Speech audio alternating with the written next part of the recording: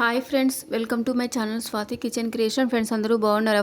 Friends నేను ఇది చేసే న్యూ రెసిపీ ఎప్పుడు చేసుకునే స్టైల్లో కాక డిఫరెంట్ స్టైల్లోనైతే రవ్వ లడ్డూలు అయితే ప్రిపేర్ చేస్తున్నానండి. ఎప్పుడు చేసినా గట్టిగా వస్తున్నాయా లేకుంటే లడ్డూలు ప్రిపేర్ చేసేటప్పుడు సరిగ్గా రాకుండా విరిగిపోతున్నాయి. అయితే ఈ చిన్న టిప్స్తో ప్రిపేర్ చేయండి, చాలా పర్ఫెక్ట్గా వస్తాయండి రవ్వ లడ్డూలు అనేటివి.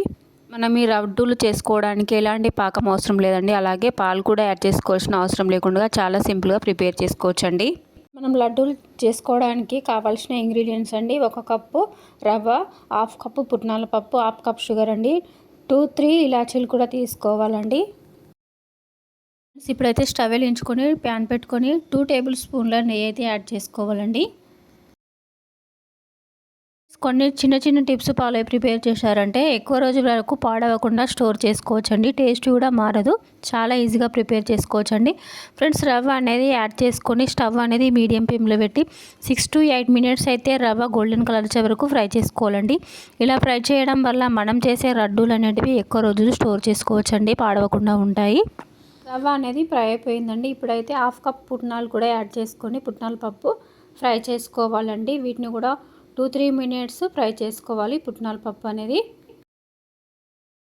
పుట్నాల పప్పు వేసుకొని లడ్డూలు చేసుకోవడం వల్ల టేస్ట్ మాత్రం చాలా బాగుంటుందండి. ఫ్రై అయిపోయండి. పూర్తిగా చల్లారే వరకు పక్కన పెట్టేసుకోవాలి. అయితే మిక్సీ జార్ తీసుకొని 1/2 కప్ షుగర్, ఇలాచీలు యాడ్ చేసుకొని షుగర్ పౌడర్ అయితే చేసుకోవాలండి. మిక్సీ పట్టుకున్న షుగర్ పౌడర్ వేరొక బౌల్లోకి అయితే తీసుకోవాలి. ఇక చల్లారిన తర్వాత రవ్వను అనేది మిక్సీ జార్లో యాడ్ చేసుకొని మెత్తని పౌడర్ లాగా అయితే పట్టుకోవాలండి. ఇలా ఉంటే సరిపోతుందండి.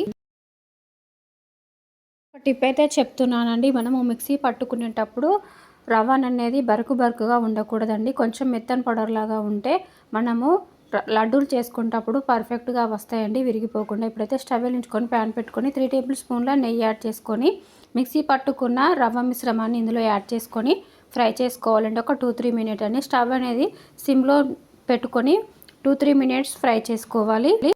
మినిట్స్ ఫ్రై చేయడం వల్ల షుగర్ అనేది మిల్ట్ అయ్యి మనం లడ్డూలు చేసుకున్నప్పుడు పర్ఫెక్ట్గా వస్తాయండి. పూర్తిగా చల్లారిన తర్వాత లడ్డూలు చేసుకోవాలి. ఒకవేళ విరిగిపోతే కొంచెం నెయ్యి యాడ్ చేసుకొని లడ్డూలు చేసుకోవచ్చండి. మీరు కూడా ఈ వీడియో చూసిన తర్వాత ఒకసారి ట్రై చేయండి. ఎలా వచ్చిందో కామెంట్ బాక్స్లో కామెంట్ చేయండి. ఫ్రెండ్స్, మీకు ఎలాంటి రెసిపీస్ కావాలో కామెంట్ బాక్స్లో కామెంట్ చేయండి. ఫ్రెండ్స్ మా ఛానల్ని ఫస్ట్ టైం చూస్తే సబ్స్క్రైబ్ చేసుకొని సపోర్ట్ చేయండి. ఫ్రెండ్స్,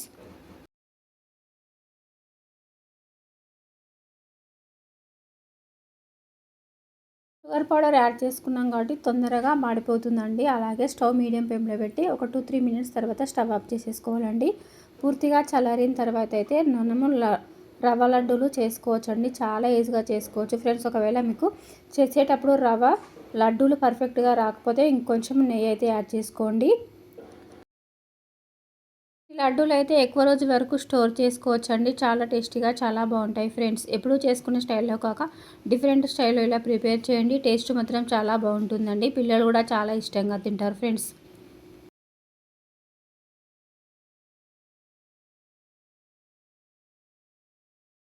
అన్ని ఈ వీడియోలో చూపిస్తున్న విధంగా అయితే మీకు నచ్చిన సైజులో ప్రిపేర్ చేసుకోవచ్చండి. టేస్టీ రవ్వ లడ్డూలు అయితే రెడీ అయిపోయాయి. ఫ్రెండ్స్, మీరు కూడా ఈ వీడియోస్ తర్వాత ఒకసారి ట్రై చేయండి. ఎలా వచ్చిందో కామెంట్ బాక్స్లో కామెంట్ చేయండి. ఫ్రెండ్స్,